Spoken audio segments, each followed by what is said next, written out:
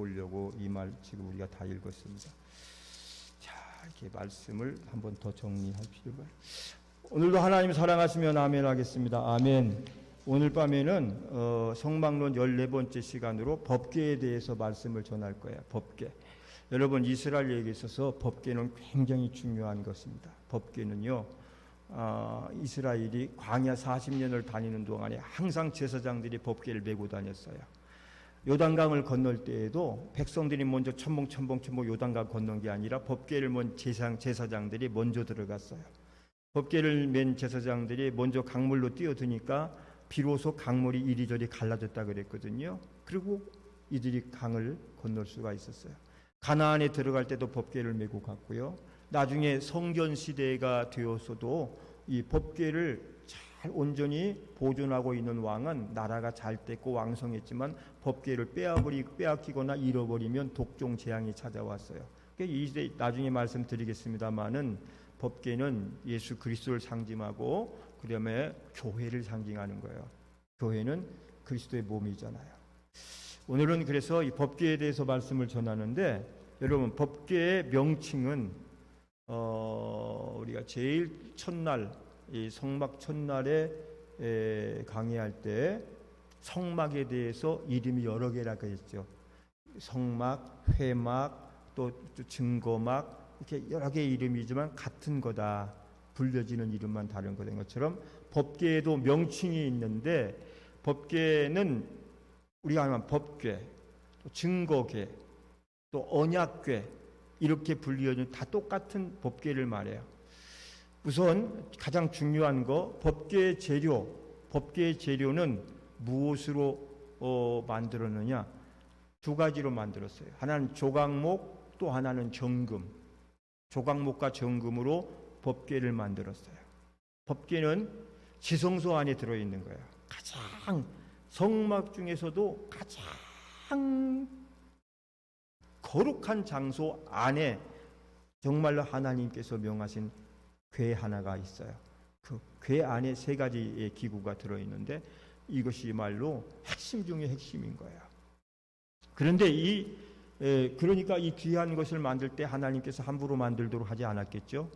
하나님께서 특별하게 만들게 했어요. 어떻게 특별하게 만들게 했느냐?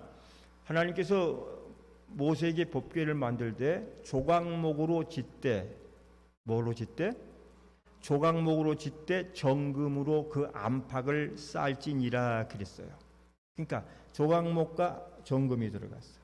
조각목으로 만들고 그 안팎을 정금으로 쌓아 그랬어요. 예, 법궤의 재료는 조각목과 정금이에요. 잊지 마세요. 자, 근데 조각목은 뭐죠?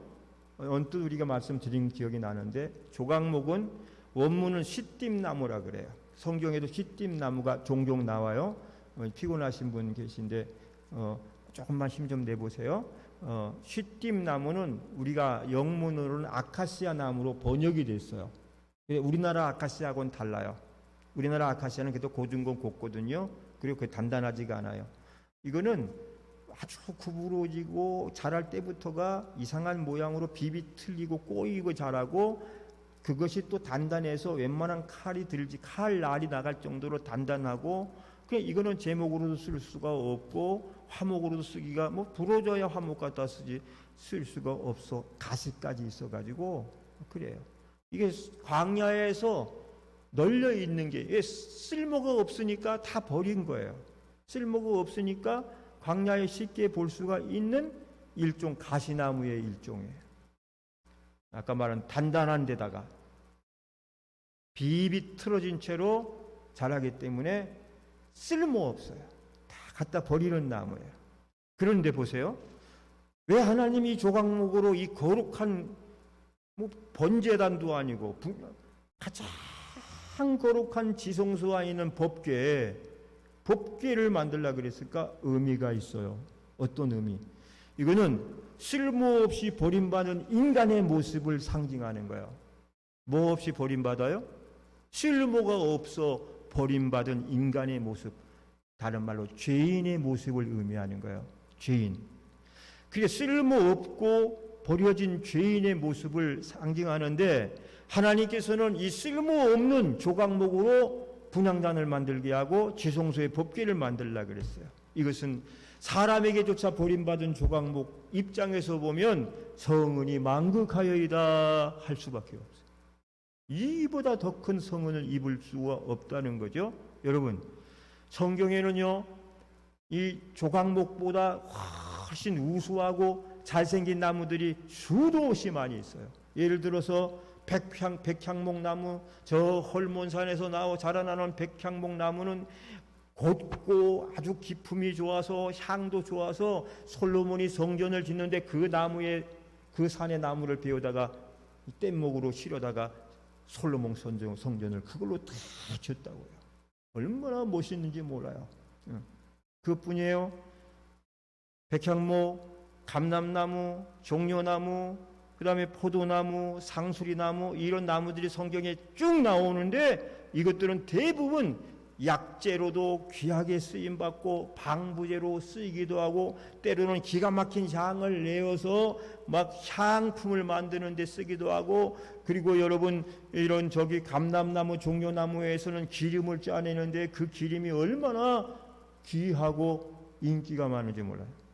거기에 비하면 조각목은 가장 못난 나무가 조각목이에요. 가장 못난 나무. 그렇게 못나고 형편없는 나무가 조각목인데, 우리 옛말에 못난 나무가 뭘 지킨다 그러죠? 산을 지킨다 그래요. 그게 아주 이게 의미가 있는 말이에요. 잘생기고 좋은 나무는 다 배임을 받아가지고 다 팔려가지만 마지막까지 남아서 산을 지키는 것은 못난 나무예요. 쉽게 말하면 제목으로 쓸 필요도 없는 그냥 버려진 나무들이 산을 지킨다 그래요. 우리 인생사가 가끔 그렇습니다. 잘나고 똑똑한 사람들은 다 뛰쳐나가고 어디로 가버리는데 나중에 남는 사람들 보면 별 볼일 없는 사람들이 남아. 근데 그 사람들이 가정을 지키고 회사를 지키고 나라를 지켜요. 할렐루야. 그러니까 잘나고 똑똑한 사람들은, 제가 이 동네 사람들을 이제 원주민 사람들 많이 알게 됐는데요. 여기가 땅 많은 사람들은 땅 부자가 많잖아요. 그렇죠? 땅 재벌이 많단 말이에요.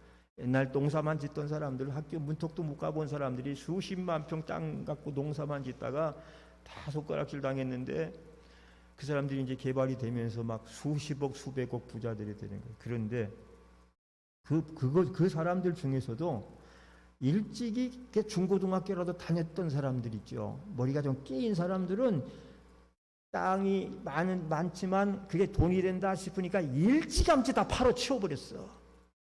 일찌감치 팔아 치우고 그 돈으로 서울 이쪽 위정부로 나가서 사업한다고 막 사업을 하고 무슨 사장 명함파 다니고 막 고급 승용차 타고 다니는데, 그런 재주도 없는 사람들은 여지껏 땅만 파고 농사만 짓고 살았던 거예요. 그런데 요즘 와서 보니까 일찌감치 잘났고 똑똑한 척 하는 사람들이 나가 사업을 다 말아먹고 거지가 됐대. 팔아먹을 땅. 그런데 지금까지도 공부도 못해, 아는 것도 없어, 재주도 없어, 이렇게 약간 세상적으로 좀 그런 사람들이 땅을 지켰어요. 그 사람들이 지금 잘 살아요. 세상 일이 다 그런 건 아니지만 그런 이치가 있어요. 여러분, 오늘 조각목 설명하려고 그런 거예요. 조각목이요, 정말 별 볼 일 없는 나무예요. 나무예요. 근데 하나님 그것으로 성막에 가장 귀한 이걸 지으라 그런 거야. 법궤를 만들라 그런 거야. 여러분, 이건 이스라엘 백성들을 향한 교훈이에요. 하나님이 이스라엘 백성들을 선민으로 택한 것은요, 그들 민족이 다른 민족보다 믿음이 좋거나 훌륭하거나 잘났거나 순종을 잘해서가 아니에요. 죄가 더한 곳에 하나님의 은혜가 더하더라는 말씀처럼 조각목처럼 못난 민족이었어요. 못난 민족을 들어서 하나님이 선민으로 사용하신 줄 기억하시기 바랍니다. 무엇이 못났는가? 여러분, 이스라엘 백성 한번 생각해 보세요. 이스라엘 백성 하면 무엇이 먼저 생각이 나요? 잘난 거 생각나요? 못난 거 생각나요? 이스라엘 백성 하면, 제가 성경을 수도 없이 많이 읽어봤지만 이들은 툭 하면 원망하고 불평하고 대적하고 그냥 저주하고 싸움박질하고 의심하고 한 대표적인 민족이 이스라엘 민족이에요. 그 중에 대표적인 키워드가 하나 있어요. 뭐죠? 이스라엘 하면 딱 생각나는 이름.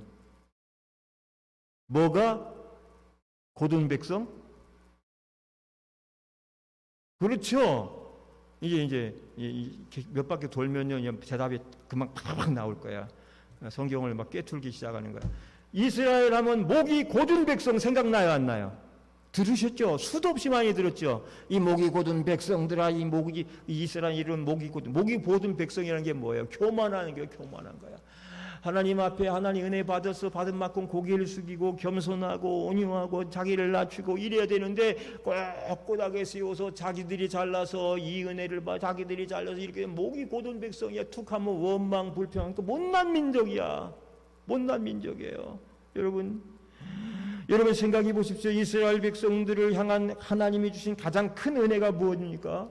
430년 동안 43년도 아니에요. 우린 36년 강점기 시대 지냈는데 죽겠다고 난리쳤는데 그 10배도 넘는 430년 동안 말이 종살이지 노예 생활이에요. 노예 생활을 하는 이 민족을 그들의 소원대로 해방시켜 준 것 아니겠어요? 평생 대를 이어서 노예로 살아야만 했던 이들이 어느 날 갑자기 해방을 시켜줘. 할렐루야 감사한데 뿐만 아니라 이들이 자유 신분을 주시고 하나님이 자기 백성을 삼아 주셨는데 이보다 더 큰 은혜가 어디 있겠느냐 이 말인 거예요. 여러분 이보다 노예에게 자유를 줬어요. 노예에게 자유를 줬어. 이름을 줬어. 땅을 줬어. 하나님 자기 백성 삼아서 그냥 안고 품고 다니면서 지켜주겠다 그래. 기도만 하면 이들에게 만나를 줘, 메추라기를 줘, 반석을 쳐, 생수를 막 불기둥, 구름기둥이 아침 저녁으로 호위하고 이런 놀라운 광경들을 체험하고 살아가요. 여러분 이만하면 이들이 은혜 받았어요, 안 받았어요? 은혜 받을 만큼 다 받았죠. 대한민국의 아니 전 세계 인류 족속 중에서 이들보다 더 큰 은혜를 받은 민족이 어디 있느냐인 거예요. 난 불기둥 한 번만 봐도 나는 껌뻑 죽을 것 같은데.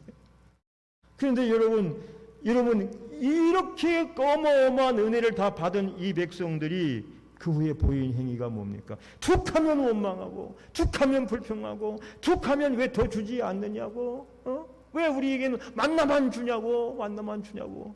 고기도 좀 줘야 될 거 아니냐. 어느 마을에 온천이 터져가지고 뜨거운 물 나오니까 왜 온천만 나오냐고. 세제도 나오지. 세제도 같이 나오지. 비누도 세탁비누도 좀 나와야지. 막 그러고 원망했다는 거 아니에요. 여러분 물에 빠진 사람 살려줬더니 뭐 내놓으라고요? 보따리. 이게 어느 나라 백성들이 하는 행위죠? 이스라엘 백성들이 살려줬더니 구원해줬더니 저주에서 자유를 줬더니 보따리 내놓으라고. 원망하고 불평하고 그냥 대적하고. 이게 이스라엘 얼마나 못났어요. 이 못난 백성을 하나님이 당신의 나라 삼아 주시니까 그나마 이스라엘 된 줄로 믿습니다. 그러면 여러분 여기 있는 우리는 어떠한가요? 우리는 이들보다 더 나은가요? 혹시 별로 이들보다 나은 거 별로 없지는 않은가? 자신을 돌아보고 감금하는 시간이 되시기 바랍니다. 우리가 남의 손가락질을 하면서 나도 닮아가는 거예요. 우리는 이들 같은 요소가 없다. 이들은 말할 수 없는 은혜를 다 받아놓고도 못 받은 양 더 달라고 원망 불평하고 툭하면 떼쓰고. 우리들도 그러지 않는다. 여러분 오늘 내가 받은 구원이 값없이 받았다고, 우리 돈 주고 받은 게 아니잖아요. 값없이 받았다고 이걸 싸구려로 보입니까? 싸구려 취급을 합니까? 이 구원을 우리에게 값없이 주기 위해서 누군가는 눈에 피눈물을 흘려가면서 자기 하나밖에 없는 외아들을 십자가에 매달아 죽게 했다고요. 그 아비의 심정이 찢어지는 그 가슴 아픈 심정이 우리 하나님 아버지의 심정 아니에요. 우리 아버지는 그 피눈물을 흘리며 가슴을 찢어가면서 우리에게 귀한 구원을 돈 주고 사라 그러면 돈도 없고 뭐도 할 수 없으니까 값없이 주셨는데 우리는 그 구원을 얻어놓고 그렇게 구원을 얻었으면 다 받은 거 아니에요? 우린 다 받은 자가 아니에요. 다 받았잖아요. 더 이상 무엇을 더 원하겠어요? 여러분 예수님하고 부처하고 그럴 리는 없지만 세상 사람들이 하기 좋은 말로 이런 얘기해요. 예수님하고 부처님하고 고스톱을 쳤대. 예. 그 고스톱을 쳤는데 부처님이 이겼대. 그러니까 부처가 돈 내놔라 그래야 돼. 돈 내놔라. 돈 내라니까. 예수님 뭐라 그럴게요? 예수님, 나 다 줬다. 다 줬다. 난 더 이상 줄 게 없다. 심지어는 나 옷까지 홀딱 벗겨 다 줬다. 이 백성들을 살리기 위해서 내 가진 걸 다 주고 물과 피를 다 쏟고 내 생명까지 다 줬고 난 더 이상 줄 게 없다야. 우리는 도적같이 말이죠. 이 돈 내놓으라 부처처럼 말. 생각해 봐야 되지 않겠어요? 사랑하는 여러분, 인간은 모두가 조각목처럼 처음에는 다 버림받고 쓸모없는 몸이었습니다. 그러나 그런 조각목 같은 인간일지라도 주님이 쓰시겠다고 해서 불러주셨으니 이 얼마나 감사한 일이겠습니까? 할렐루야. 우리가 주님의 손에 붙들리니까 이 얼마나 쓸모있는 나무요 소중한 존재가 되었느냐 하는 거예요. 하나님의 은혜로 그렇게 되었어요. 할렐루야. 아멘. 아멘. 조각목 같은 인간이 저희였어요. 하나님 불러주셨어요. 아무개야 예수 믿게 해주시고 그 은혜로 제사함 해주시고 구원 얻게 했어요. 하나님의 자녀가 됐어요. 천국을 이미 예비하고 살아가요. 얼마나 감사해요. 그것뿐만입니까? 그런 우리에게 하나님이 넌 쓸모있는 자야. 내가 써야 되겠어 하고 직분을 줘서 맡겼으니 얼마나 소중한 존재가 되었어요. 우리 권사님들 그렇게 소중한 분들입니다. 아멘. 그런데 이런 조각목의 법궤로 가치를 인정받을 수 있었던 이유는 무엇이었을까요? 이들이 조각목, 그 쓸모없는 조각목이 법궤로 쓰여지고 그 가치를 인정받을 수 있었던 이유는 정금 때문이었는 줄 믿으시기 바랍니다. 정금이에요. 조각목이 거룩한 법궤가 될 수 있는 조건은 정금이에요. 정금으로 안팎을 쌓아야 됐다. 이게 온통 안팎으로 쌓아야 됐다. 오늘 우리 인간도 마찬가지입니다. 여기서 정금이란 예수 그리스도를 말씀하시고 예수님이 우리에게 주신 믿음인지를 믿으시기 바랍니다. 그래서 그 믿음으로 우리가 쌓여질 때에 우리가 법궤가 되고 하나님 앞에 귀 쓰임 받는 존재가 되는 것이에요.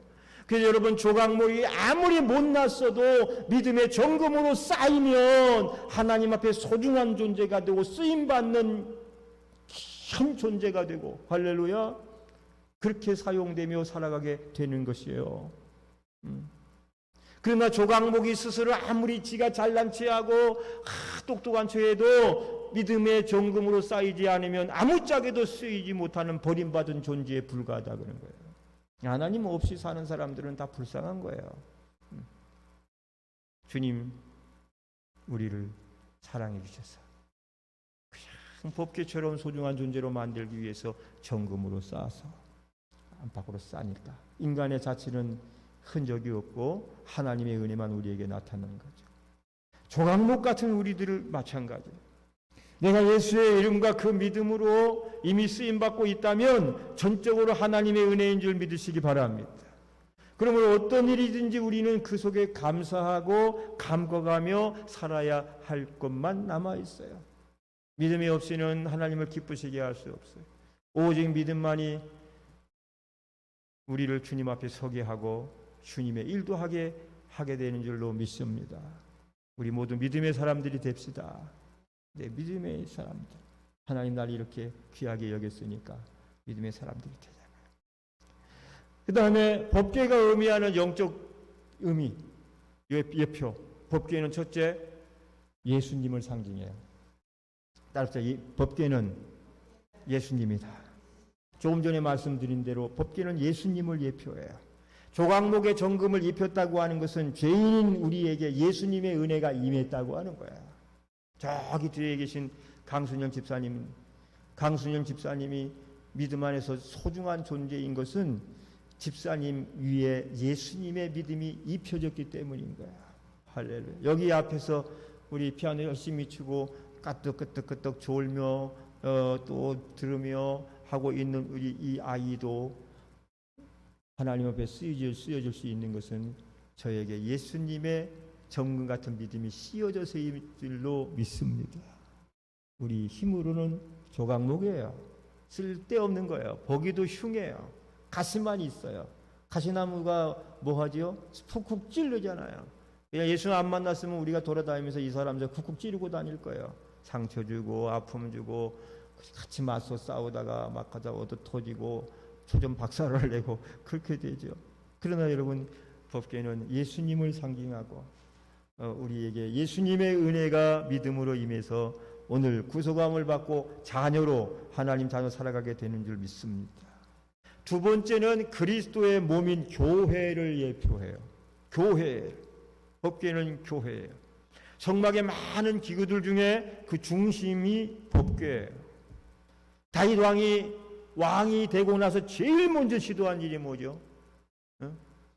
국정을 정비하고 신하들을 임명하고 국제 질서를 잡는 일에 뭐 군사력을 키우고, 그거 이전에 저 산중에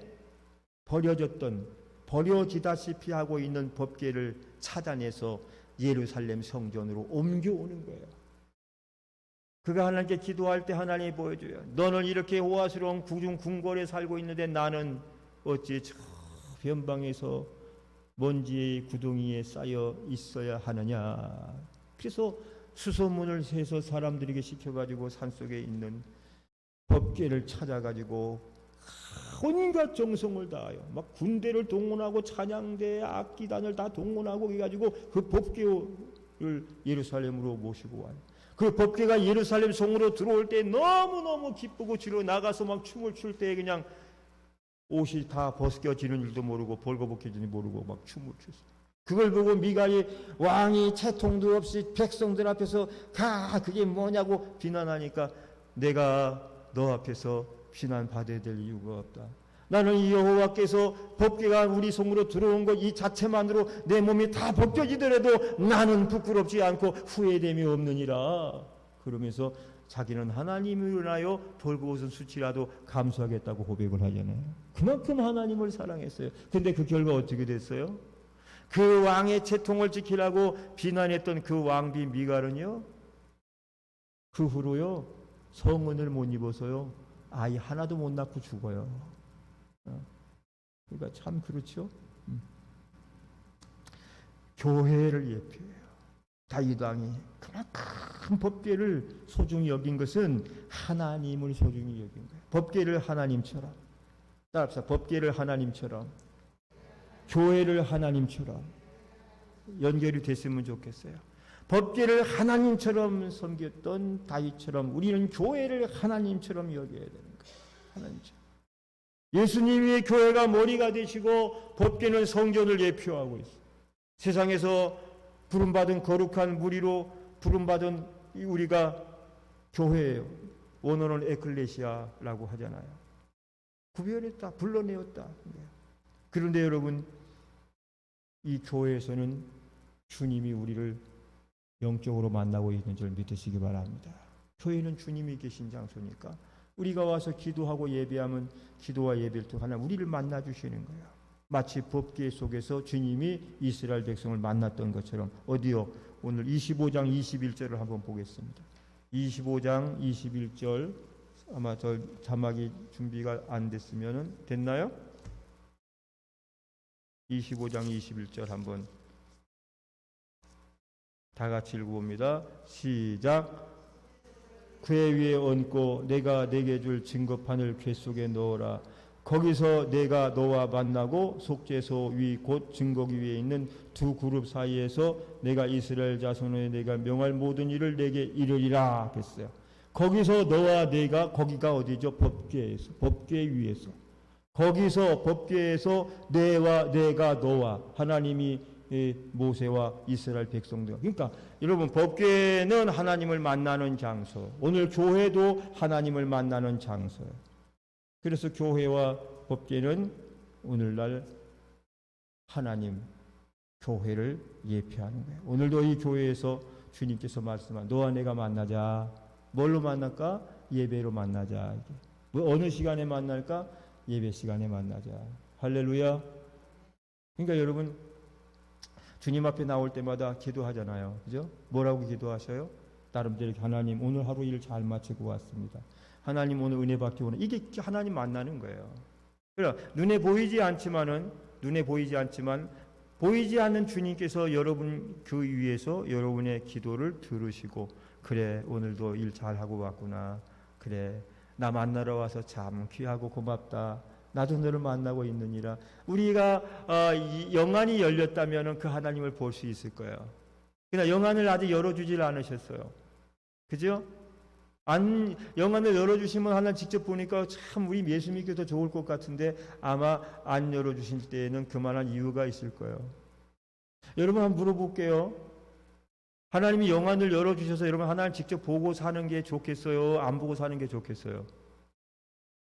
아니면 영안을 열어서 하나님 직접 매일같이 보고 살면 하는 게 유익하겠어요? 안 보고 그냥 믿음으로 사는 게 유익하겠어요?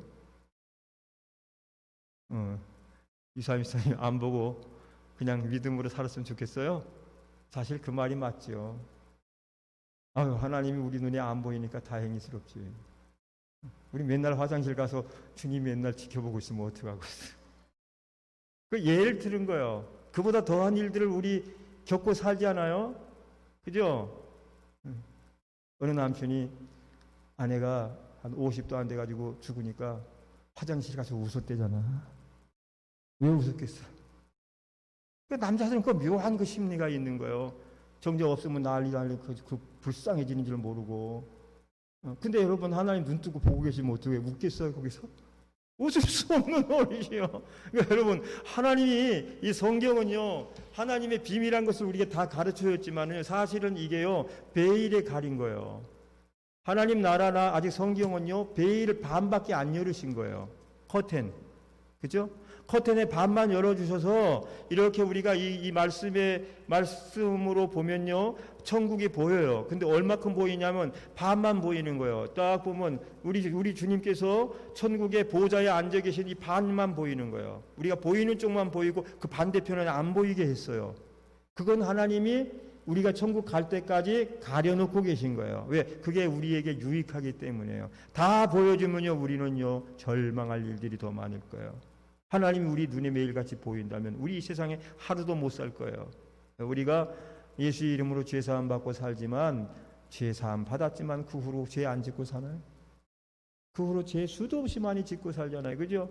그때마다 하나님께서 너 이거는 다리 하나 부러뜨려야 돼, 이건 이빨 하나 뽑아야 돼.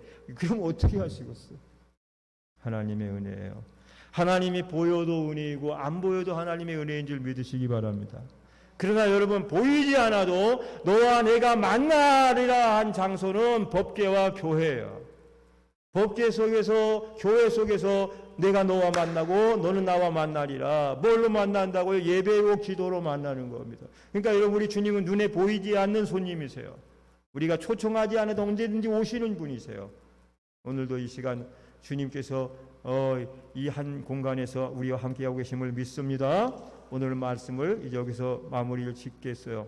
한 번 더 해야 되니까. 성도는 광야의 조각목입니다. 이 조각목 같은 인생이 하나님의 손에 붙들리게 되면 법궤 같은 인생으로 구별되어지는 거야. 사람은 화목으로밖에 쓰일 수밖에 없는 야무지고 비틀어진 비비 꼬인 존재요. 가시가 많은 가시나무입니다. 여러분 우리 3-4번이라 그랬잖아요. 아무리 내가 참아도 3번 이상 못 참잖아요. 여러분 여기 남편들이 이렇게 계신 분들이 계신데 남편들이 잘하다가도 한 번 속을 썩일 때 한 번 참죠. 이번은 참아야 돼.